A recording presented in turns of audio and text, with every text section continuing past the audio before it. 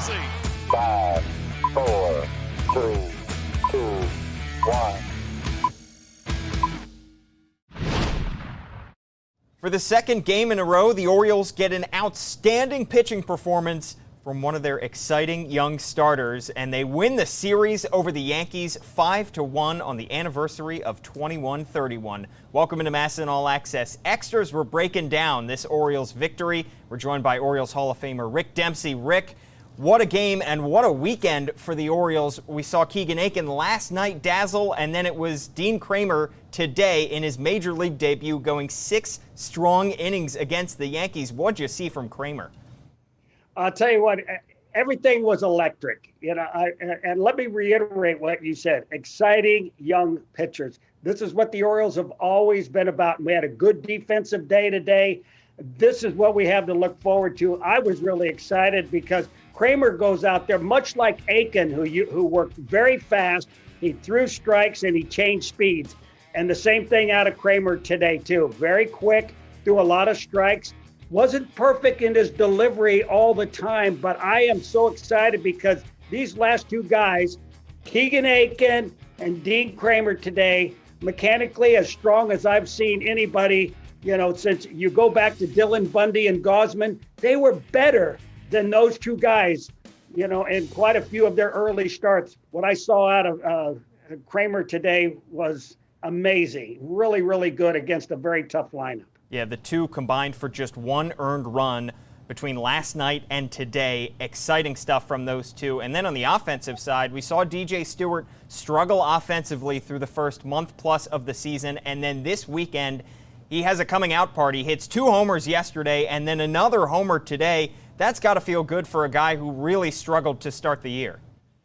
Well, a little bit of confidence, what was he, 0 for 16, 0 for 17, and all of a sudden that one swing, just ball made it out of the ballpark, and then his next swing, a little bit more confidence. And then today, Tanaka making a pitch out over the plate, and he kind of pulled it a little bit. But that's what I expect to see out of him because DJ Stewart's got a lot of talent. You were right when you said he has an excellent swing. And I saw that today, on balance and everything, but you had a little bit of that confidence. I'm glad that Brandon Hyde stuck with him for another game in a row, gave him an opportunity to get the monkey off his back, and he leaped dividends for that. So I was really happy for him because I know this guy's a gamer. He's got a lot of power. He can use the whole field, too, at the same time.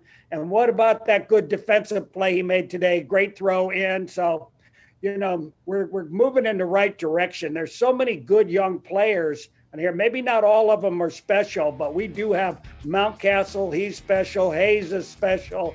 DJ Stewart is special. Now the pitching staff is stepping up. If we start to play consistently good defense, this team can make a little bit of a run at it. I'm sure they can. Yeah, just a couple games below 500 after winning 3 in a row against the Yankees. And we saw some young guys even come out of the bullpen, and Tanner Scott and Hunter Harvey shut down the Yankees in this one in a 5-1 win. Very exciting on the field. And then you throw in the fact that it is the 25th anniversary of 21-31. You had Cal Ripken Jr. on the broadcast. Rick, what kind of memories do you have of that day in 1995, and how great was it to relive all those memories today? I never thought I was going to meet a player that could work as hard as I did, wintertime, during the season, whatever. But Cal Ripken matched me, and maybe even better, because this guy was a horse his entire career. He and I were roommates his first 3 years. I couldn't be any more proud of anybody I ever played with than Cal, because he went through some tough times and some injuries like any player does, but he had that mental toughness. He got it from his father. I was listening to the interview. His father was one of the toughest coaches around. That's the way he taught the game, and that's the way he expected us all to play. I was lucky to benefit from Cal Ripken Sr., the way he talked to me about catching. I learned so much, not only about calling pitches and giving targets and blocking balls and everything, but the entire approach to the game. And I wasn't coming out of any games either, because that's the kind of integrity that he puts into your game. Cal Ripken Sr. was great. You could see the way that his son played the game. His son had a tremendous amount of talent. He was strong like nobody you ever saw in this game, and he just never quit. He never quit the whole time. And Cal Ripken, as quiet as he might have been, the opposite of his father, but this guy was a huge impact on the Oriole organization for years and years and years. I'm very, very proud of him and happy that I was able to play with this guy for a long time.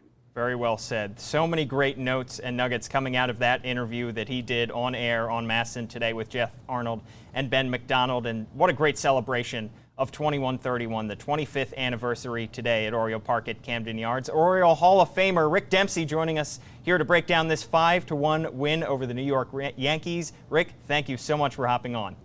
My pleasure, Paulie. I look forward to seeing you again.